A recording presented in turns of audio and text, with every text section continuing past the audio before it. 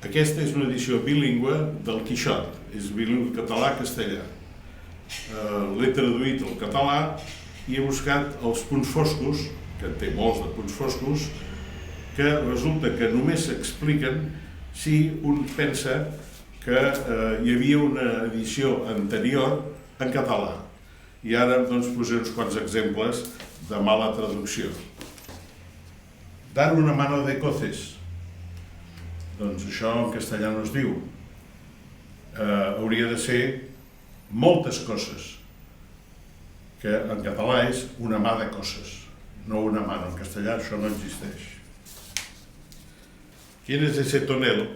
Aquí aquesta frase té dos entrebancs. En l'escena hi ha dues persones que s'ensenyen l'un a l'altre un llibre i comenten a veure què se'n fa d'aquest llibre. I llavors, si un té un llibre a la mà i un diu «Quién es ese tonel?», no té sentit. Ara bé, resulta que el llibre, que el nom surt després en el text, és un llibre que té molt poques pàgines. Llavors podríem dir que és un tomet o un tomell. Llavors ja s'entén més bé que van veure tomell escrit en català i el van traduir malament posant tonel. L'altra pega és amb aquest quién, i és que quién només s'aplica a persones, mentre que això és un llibre i és un objecte, no s'aplica a aquest quién.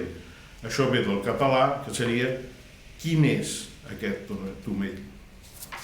Aquí dona a entendre que no s'entén res de la paraula cabo, i és que l'original deia cap, i cap el van traduir malament per un cabo, que és accident geogràfic, en lloc de posar por la cabeza, o sigui, una persona que tenia molt de cap.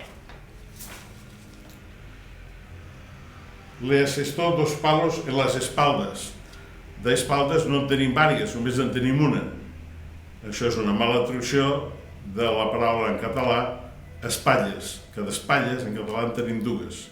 Aquí hauria de dir le asestó dos palos en los hombros.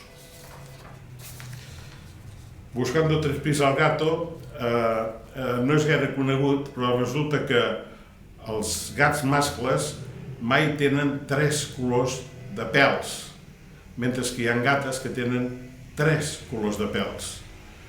Llavors s'entendria si la frase en català, l'original, digués buscant 3 pèls al gat. És a dir, buscar una cosa que no existeix. A la vista dels 300 punts foscos que té aquest llibre, en l'original castellà, res es contraposa a pensar que algú pensi que és una mala traducció d'una edició anterior catalana, que va ser traduïda i després destruïda a benefici de donar glòria als castellans.